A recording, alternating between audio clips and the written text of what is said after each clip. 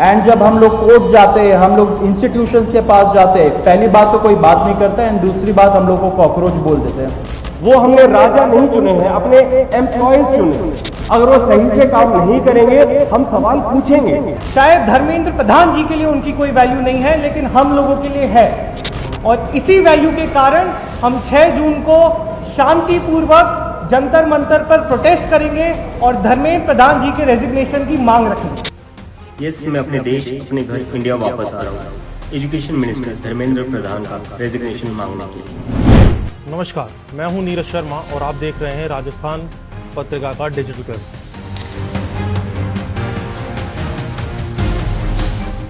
पिछले कुछ हफ्तों में एक नाम अचानक से पूरे सोशल मीडिया पर छा गया, कॉकरोच जनता पार्टी यानी सीजेपी। एक ऐसा संगठन जो कुछ समय तक पहले किसी ने न सुना था न देखा था, आज दावा कर रहा है कि सोशल मीडिया पर उसका प्रभाव देश की सबसे बड़ी राजनीतिक पार्टियों से भी ज्यादा है।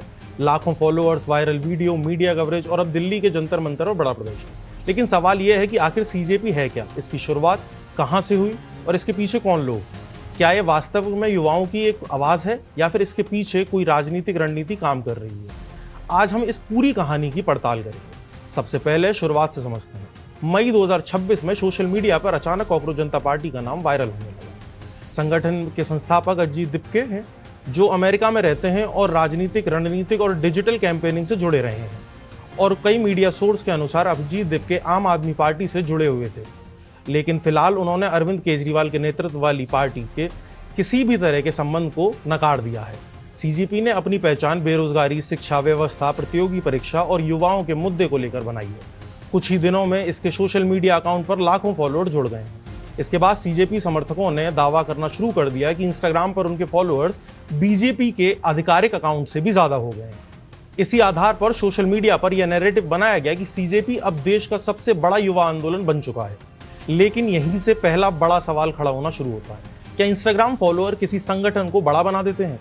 राजनीतिक विशेषज्ञों की माने तो सोशल मीडिया पर लोकप्रियता और वास्तविक राजनीतिक ताकत में बहुत बड़ा अंतर होता है। भारत में करोड़ों वोटर हैं, चुनावी बूथों पर चुनाव लड़े जाते हैं, इंस्टाग्राम पर नहीं।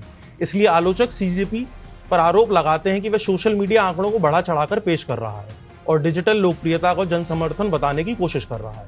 इसी बीच एक बड़ा विवाद सामने आया कि अभिजीत दिपके को लेकर सोशल मीडिया पर दावा किया जाने लगा कि उन्हें अमेरिका से भारत डिपोर्ट किया जा रहा है। कुछ लोगों ने यह तक कहना शुरू कर दिया कि उनके खिलाफ कार्रवाई की तैयारी चल रही है। हालांकि वास्तविक स्थिति में कुछ अलग है।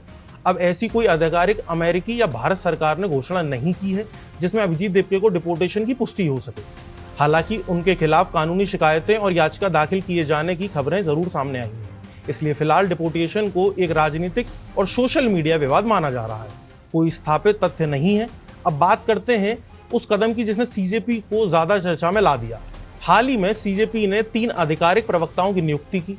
घोषणा का पहला नाम है सौरभ दास। सौरभ दास पत्रकारिता और सामाजिक अभियानों से जुड़े हुए हैं। उन्होंने विभिन्न सामाजिक और कानूनी मुद्दों की रिपोर्टिंग की है। सीजेपी ने उन्हें अपना मुख्य प्रवक्ता बनाया है। संगठन का मानना है कि मीडिया के साथ संवाद और सार्वजनिक बहसों में उनका अनुभव पार्टी के फायदेमंद होगा। दूसरा नाम है विजेता दहिया। विजेता दहिया राजनीतिक शोधकर्ता, लेखक और फिल्म निर्माता के रूप में जाने जाते हैं। रिपोर्ट्स के अनुसार पहले राजनीतिक और सामाजिक विषयों पर रिसर्च से जुड़ी हुई रही है।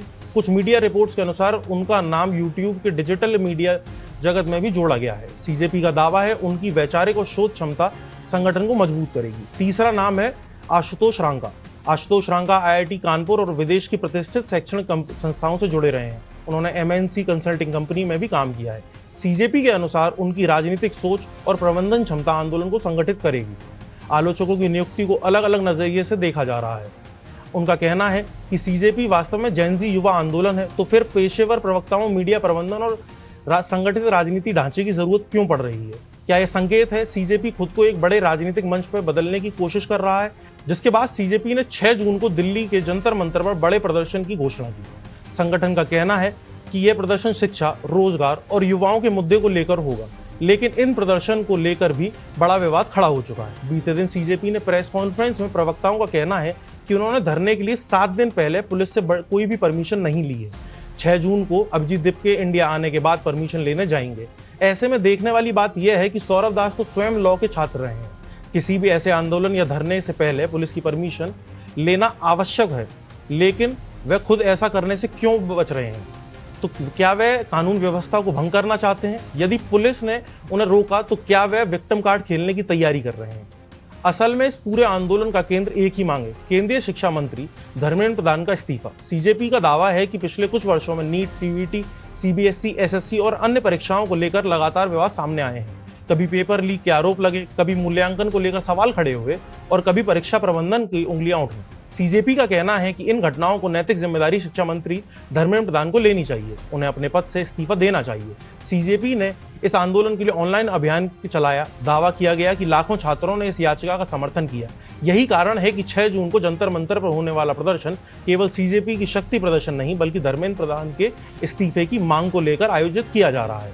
संगठन के संस्थापक अभिजीत दिपके ने इस घोषणा की है कि वे अमेरिका से भारत लौटकर इस प्रदर्शन का नेतृत्व करेंगे। लेकिन 6 जून के प्रदर्शन से पहले सीजेपी को सबसे बड़ा समर्थन मिला जब प्रसिद्ध शिक्षक, सुधारक और पर्यावरण कार्यकर्ता सोनम वांगचुक ने खुलकर इस आंदोलन को समर्थन किया। सोनम वांगचुक ने घोषणा की कि वे 5 जून तक शिक्षा मंत्री धर्मेंद्र प्रधान अपने पद से इस्तीफा नहीं देते हैं तो वह 6 जून को दिल्ली के जंतर मंतर पर होने वाले सीजेपी के प्रदर्शन में शामिल होंगे। उन्होंने कहा कि शिक्षा व्यवस्था में बार बार सामने आ रहे विवाद केवल छात्रों के नहीं बल्कि देश के भविष्य का सवाल है। सीजेपी के लिए वांगचुक का समर्थन बेहद महत्वपूर्ण माना जा रहा है। अब तक विरोधी सीजेपी को केवल एक सोशल मीडिया आंदोलन या इंटरनेट ट्रेंड बताकर खारिज करने की कोशिश कर रहे थे, लेकिन वांगचुक जैसे राष्ट्रीय स्तर पर पहचाने जाने वाले सामाजिक कार्यकर्ता का साथ मिलने से सीजेपी को एक नए वैधता की चर्चा मिल रही है। जब 6 जून को जंतर मंतर प्रदर्शन केवल सीजेपी के प्रदर्शन नहीं रह गया है, यह अभिजीत दिपके, सीजेपी के 3 प्रवक्ताओं धर्मेंद्र प्रधान इस्तीफे की मांग और सोनम वांगचुक के समर्थन के कारण राष्ट्रीय राजनीति बहस का विषय बन चुका है। आने वाले दिनों में यह देखना दिलचस्प होगा कि क्या यह आंदोलन डिजिटल दुनिया तक सीमित रहता है या जमीन पर अपनी ताकत दिखा पाता है। यहीं पर एक और बड़ा राजनीतिक सवाल सामने आता है, क्या सीजेपी का आम आदमी पार्टी से कोई संबंध है? विरोधियों का आरोप है कि सीजेपी खुद को स्वतंत्र बताती है, लेकिन उसके कई चेहरे, समर्थक पहले राजनीतिक गतिविधियों से जुड़े रहे हैं। हालांकि अभी तक ऐसा कोई ठोस सार्वजनिक प्रमाण सामने नहीं आया है जिससे कि यह साबित हो सके सीजेपी सीधे तौर पर आम आदमी द्वारा संचालित नियंत्रित संगठन है। सीजेपी लगातार ऐसे आरोपों से इनकार करती रही है। यह सवाल इसलिए उठ रहा है क्योंकि संगठन से जुड़े कुछ नामों और उनके पुराने राजनीतिक या एक्टिविस्ट नेटवर्क को लेकर सोशल मीडियाओं पर चर्चा हो रही है। विरोधियों का आरोप है सीजेपी खुद को स्वतंत्र बताती है, लेकिन उसके कई चेहरे, समर्थन पहले राजनीतिक गतिविधियों से जुड़े रहे हैं। हालांकि अभी तक कोई ऐसा ठोस प्रमाण सामने नहीं आया है जिससे यह साबित हो सके सीजेपी सीधे तौर पर आम आदमी पार्टी द्वारा संचालित या नियंत्रित संगठन है। सीजेपी लगातार ऐसे आरोपों को इनकार करती रही है। अब सबसे गंभीर सवाल, क्या सीजेपी दंगा भड़काने की साजिश कर रही है?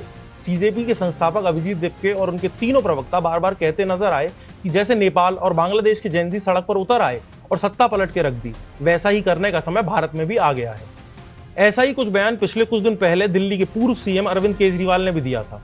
और यदि ऐसा होता है तो कानून व्यवस्था संकट में आ सकती है। इन सब के बीच सोचने वाली बात यह है कि सीजेपी युवाओं की आवाज बनती है या इसके पीछे कोई बड़ा षड्यंत्र है। एक पक्ष इसे बेरोजगार और निराश युवाओं की आवाज मानता है, दूसरा पक्ष इसे सुनियोजित डिजिटल आंदोलन और संभावित राजनीति प्रोटेक्ट के रूप में भी देखता है। सवाल अभी भी बाकी है, क्या सीजेपी सोशल मीडिया पर लोकप्रियता को वास्तविक जनसमर्थन में बदल पाएगी? क्या 6 जून को जंतर मंतर प्रदर्शन इसकी ताकत साबित करेगा? क्या अभिजीत दिपके और उनकी टीम भारतीय राजनीति में एक नया अध्याय लिखने जा रही है, या फिर आंदोलन कुछ समय बाद सोशल मीडिया के दूसरे ट्रेंड्स की तरह फीका पड़ जाएगा? फिलहाल इन सवालों का जवाब भविष्य के गर्भ में है, लेकिन इतना तय है कि कॉकरोच जनता पार्टी ने भारत की राजनीति, युवा और सोशल मीडिया की ताकत को लेकर एक नई बहस जरूर शुरू कर दी है। अब फैसला जनता को करना है कि यह आंदोलन बदलाव की जरूरत है या सिर्फ एक वायरल कहानी। तब तक के लिए देखते रहिए राजस्थान पत्रिका। देश दुनिया की ताजा खबरें और वीडियोस के लिए अभी डाउनलोड करें पत्रिका ऐप।